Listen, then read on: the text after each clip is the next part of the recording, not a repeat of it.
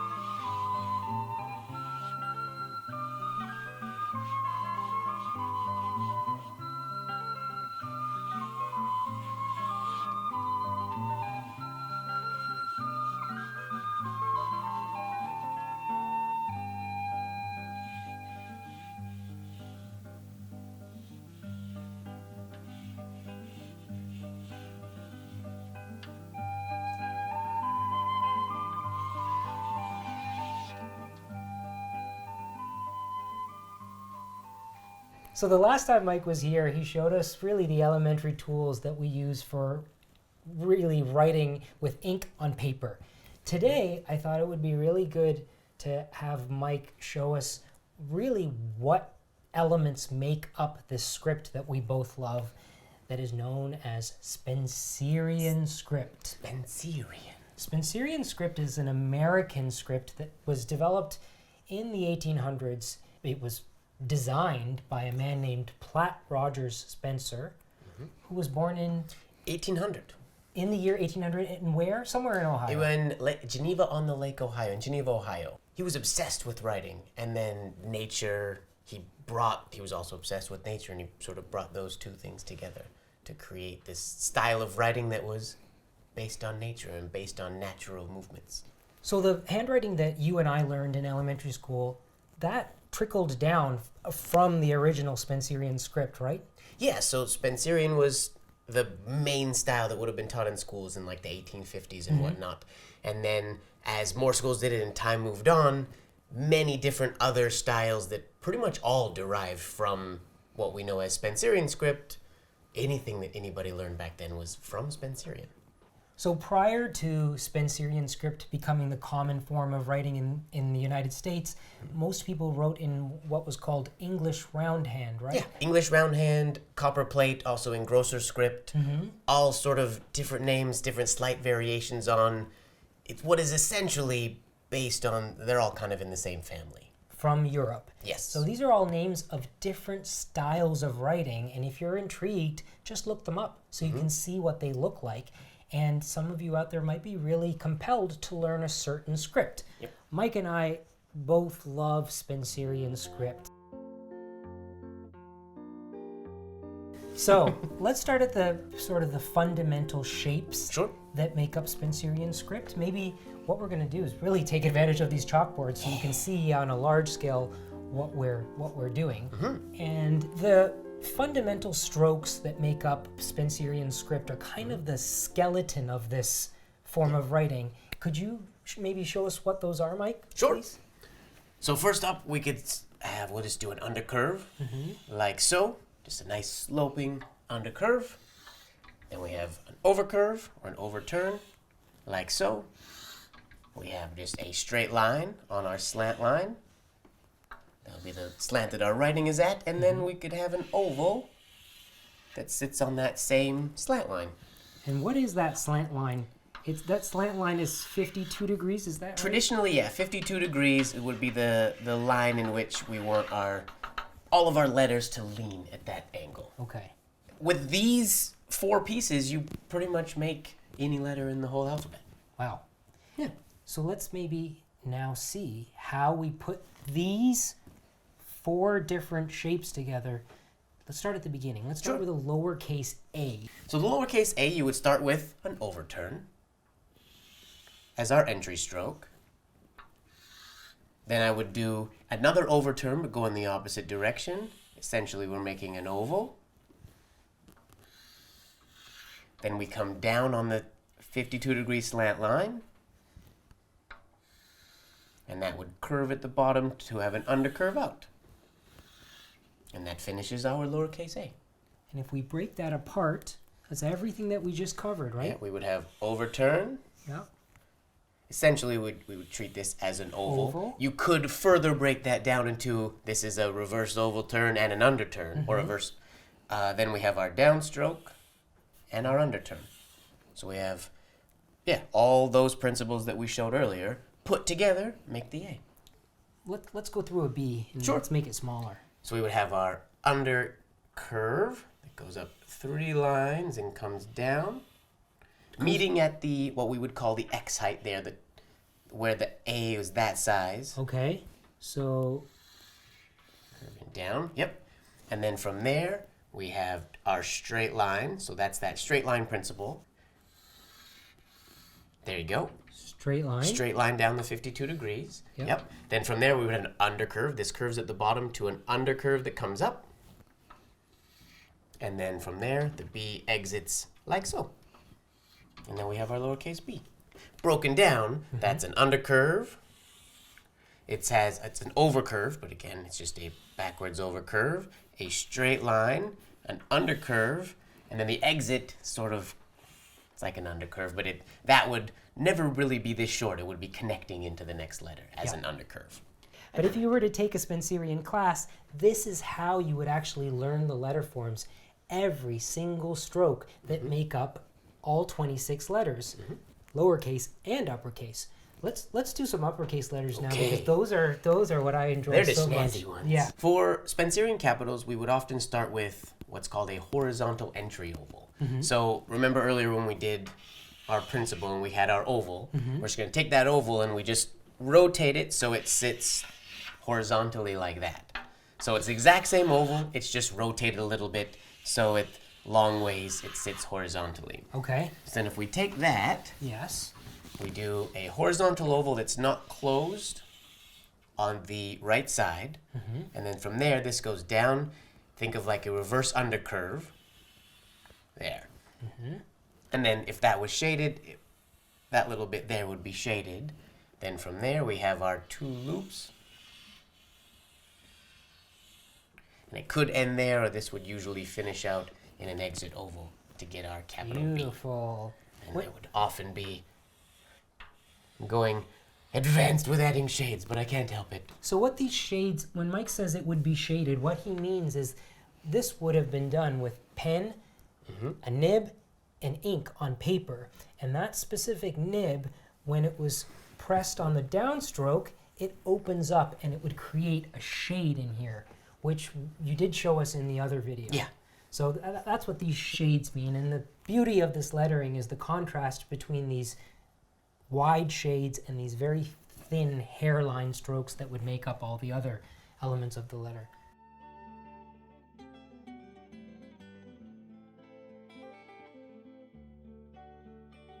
Here's a difficult letter Give it to... that people sometimes don't recognize today because it's very old-fashioned. The S. The S, all right. So I start the Spencerian S with a horizontal entry oval as well. So we'll break this down. We have our horizontal entry. From there, I'm going to go the same loop descender that we had like for the B. I continue this up. It's an undercurve up to the loop descender. Now I do a compound curve from up here to then, so I have this nice curve stroke, and then this transitions into a large oval like so. Beautiful. So this is an S that sometimes Some when people I'm can writing, read it as an yeah, S. they can't read it as an S. They're like, what letter is that? Yeah. And we do use these old letter forms when we're writing in Spencerian, which means that sometimes people can't actually read what we've written. What about the P? That's the lowercase p is a letter Lowercase that p. sometimes people don't. They're like, what letter is that? Well, because traditionally, Yeah. and this lowercase p is one that, I'll bring it back down to the size we did the B. We have our undercurve. It goes up twice as high. Then it goes down. They would lift, and then they would do something like this, Yeah. which the ending of, say, a lowercase n but they wouldn't close the P. I can't tell you how many times people have told me, oh, you didn't close your P. Don't forget to close your P. Or, what is that? That's not how you do a P.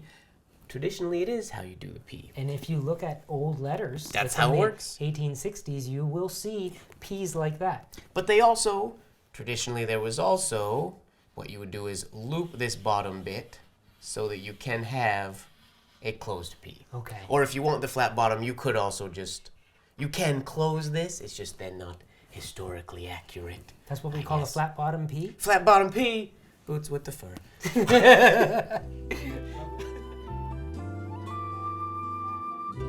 How about the R? I find the lowercase r a beautiful letter because it goes above the X height. Yes. So let's write an A first so that they can see what we mean by X height. Sure.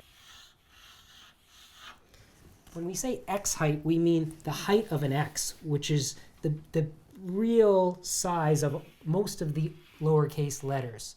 That's our X height. So if we put an R next to it, the beauty of this R that I always find is that it goes above the X height very slightly. And it's the same for an S as well, right? The lowercase S and R are the two that go above the X height. I just realized I just wrote arse on the... Oh, we don't have the E. Oh, true. Let's write a letter using both of those letters, like register. Register, all right. So we would start with our R that goes slightly above the X height. Then we have our lowercase e. We have our lowercase g, which is just an A with a descender on it.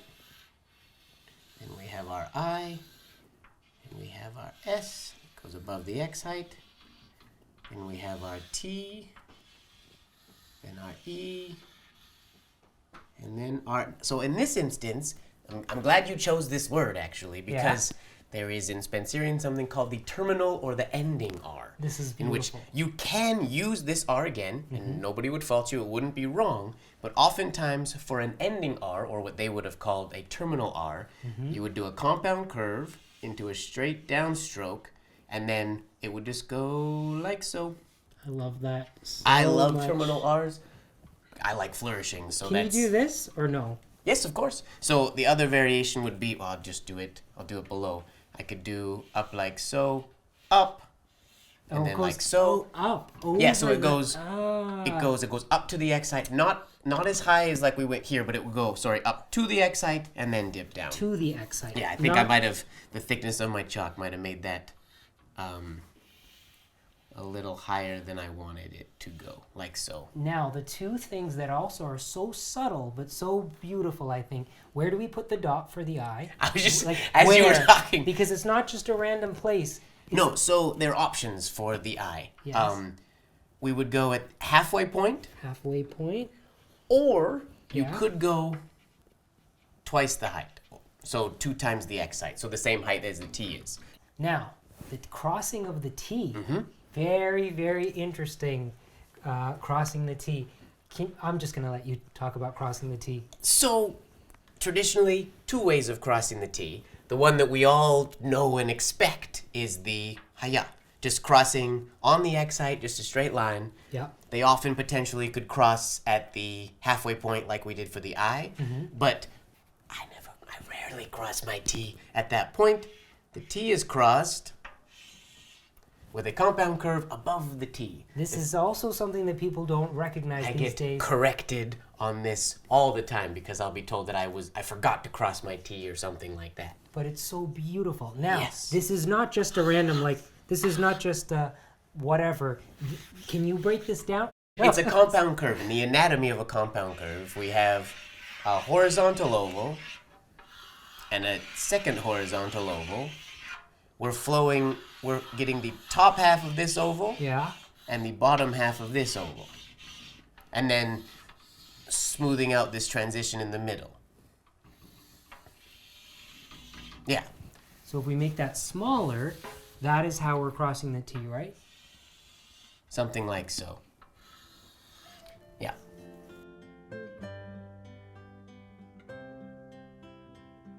There's also one other very interesting thing when the word ends with a T.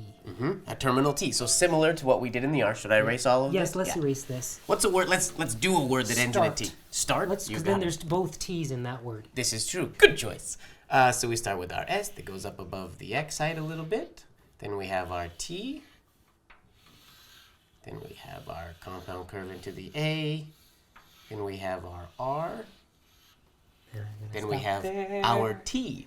So with the terminal T, you see this one, we do our undercurve, then we lift and come down. The terminal T, we go undercurve all the way up the same way how we did the P a few minutes ago.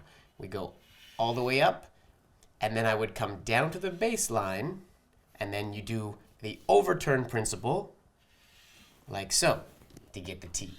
So then we would have this one has our little crossbar on top for start. And many people don't recognize this as a T, so we have to be very careful. It's very old-fashioned. I love it. I love it too. I never don't use it.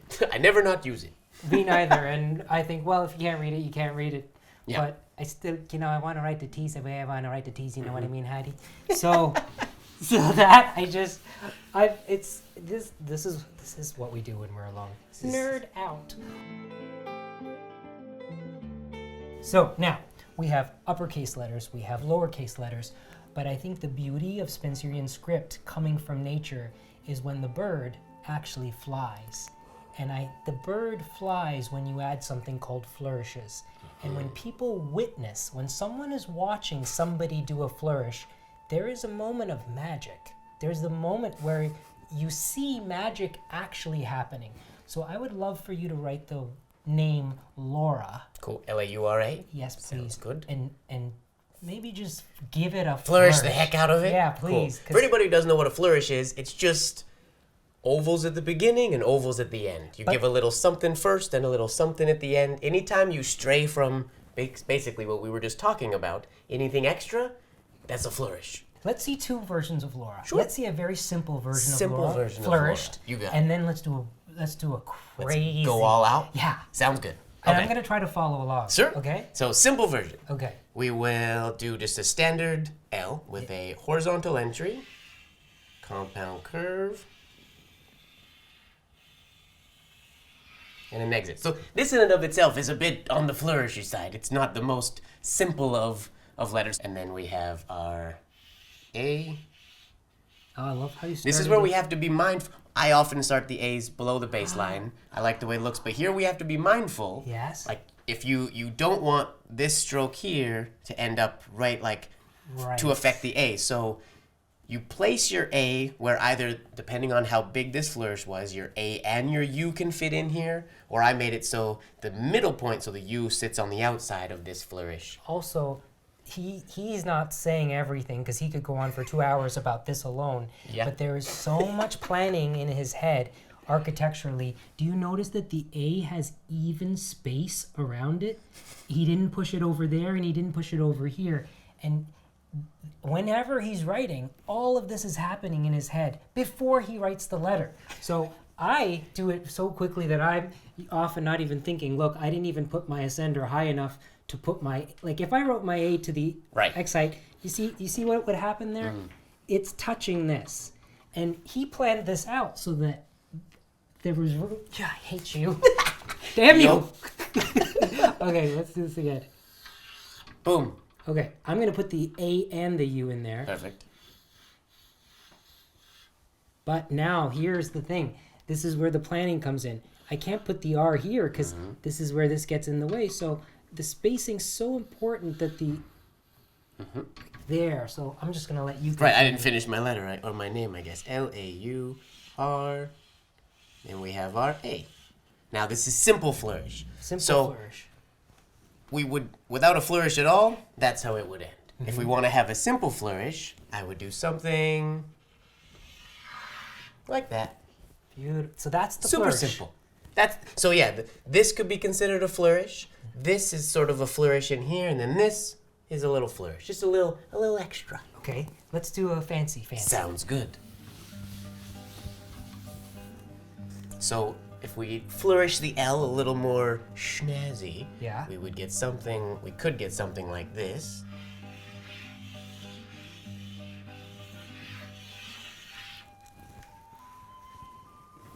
My jaw hurts from falling. So, okay. Cool. Yeah. So then we have our A. Well, I thought you were gonna follow along. I couldn't follow. Wait, hold on. Stop. I'm gonna just attempt. You don't have to. I'm gonna attempt. You got it. Okay. Jesus. You can do it. Mm-hmm. Boom. Perfect. Okay. Then I got a little too close here, but whatever. Then we do our A.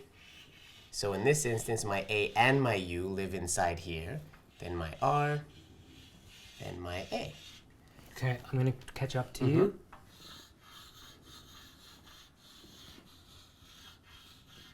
Okay. Okay, now we want to do an exit flourish. I have a lot of space over here, so we're going... Stop for a second. You said, I have a lot of space over here. Yes. And you think about that at this point, right? Yes. You want to put something here? Yeah, because if I have a lot of stuff going on up here. Yeah. I have this goes way out here. Yeah. To me, currently, there's nothing here, and I know I'm going to put something here in coming out of the A, but I also want to maybe put something over here. So I'm just finding where my empty space is and thinking of where I could go. Okay. So we could do something like, if I did like this. Oh my God. Did something like that.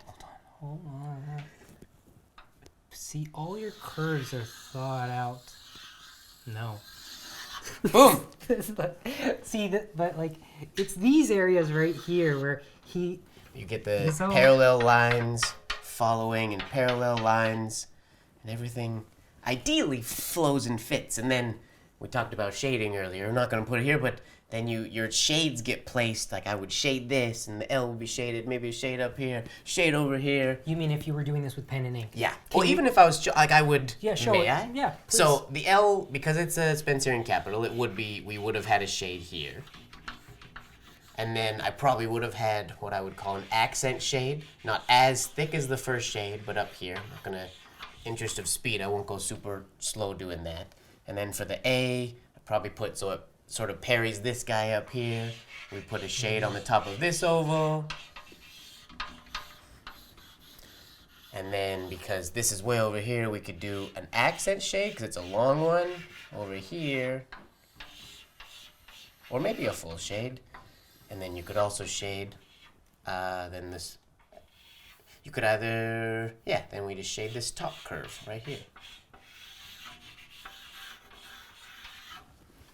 Yeah, so then you could shade this instead of this, or this compound curve instead of this one. So you choose where to put the shades, so it doesn't have to be the same thing every time. It can change, and your shades, your flourishes wouldn't look like mine.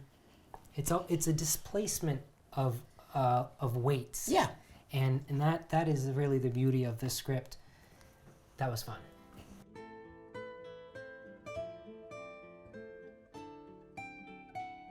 So Mike actually designs signatures for people. Sometimes it's not genuinely the signature that they're going to use because they're not going to write in Spencerian script, but almost like a logo for them. And I've watched him do this. It's a fascinating process where he puts the name down and then he moves things around in the actual process of designing. I thought that would be really fun for people to see. Let's do it. Let's do the name Abdul, Abdul, Singh, Singh. Cool. As basic as possible, nice and light, I would just write Abdul Singh without any flourishes or any extra.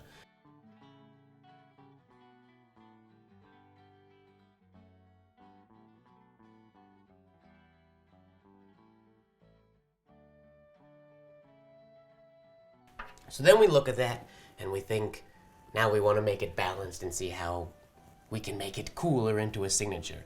One thing that I really like to do when I have last names or second names, second words that start with an S is what I call a trick stroke, where I will likely take this L and connect it to the exit of that S. So we could never with a pointed pen write the S backwards because the shade has to be on the downstroke of the S.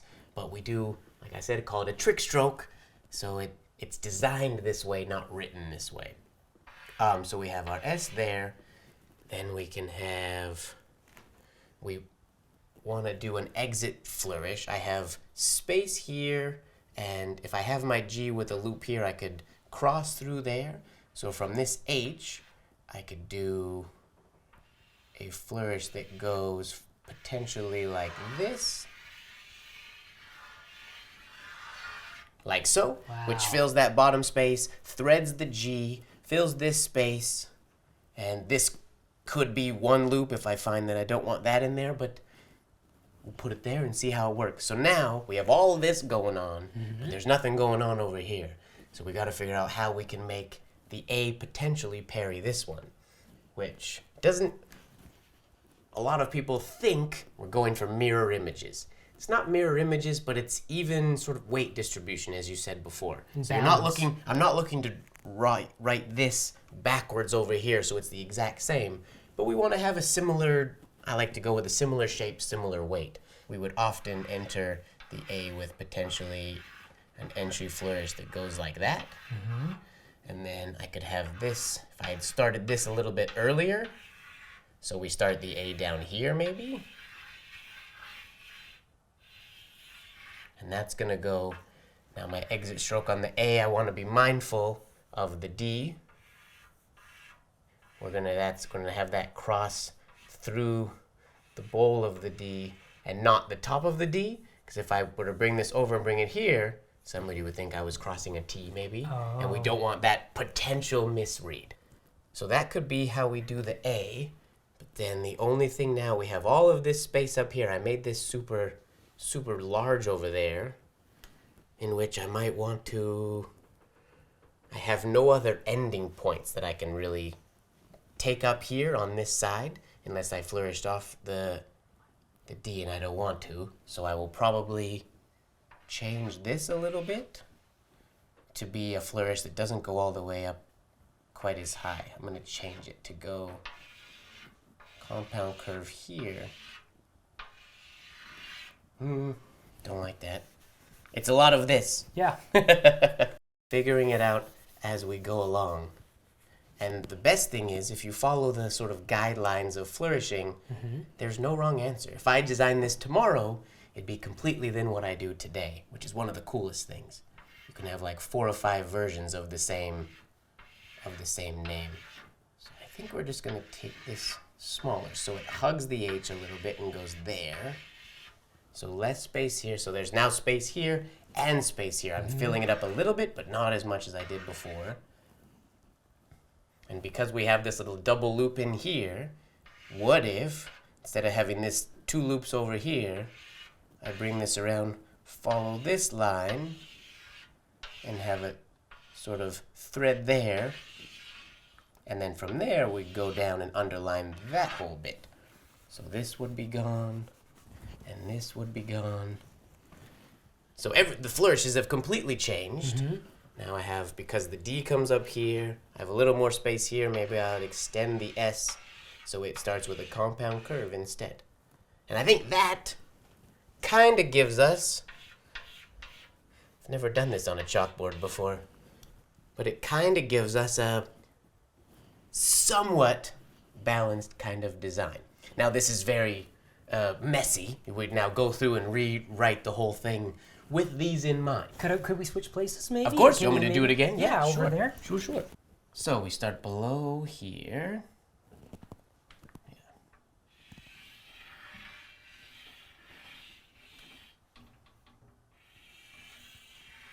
Like so.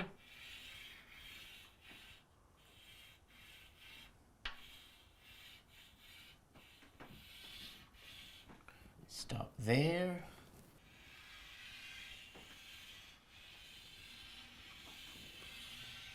Hit that spot magically so it hits the right. I have some videos where it's going really fast with a pointed pen and you hit that moment. It makes me very happy when things like that happen. And we have our I, N, G into our H. And then where'd we go? Right, keep it hugged though so it doesn't go too much higher. Like so. Beautiful. Yeah. That's beautiful, Mike. Thank you. Thank you so much, Mike, for coming here and showing us at very beginning to Spencerian, Yeah. but also how far you can go with it. If any of you out there are intrigued by what you see today and you would like to learn more, please check out all of Mike's resources, which will be put in the description of this video. Also, please join the society that we both belong to. I don't know if I paid my dues for this year, Oh. but you're... I am the second vice president of the Exactly. association. You better pay. Listen, I'm going to give you cash today. Works. But the organization we both belong to is called IAMPETH, the International Association of Master Penmen, Engrossers, and Teachers of Handwriting. Oh, yeah. And there will be a link to that site in this video. Mike, thanks for being here today. Thank you for having me. It's a pleasure. Thank you. Thank you for watching. Goodbye. Bye-bye.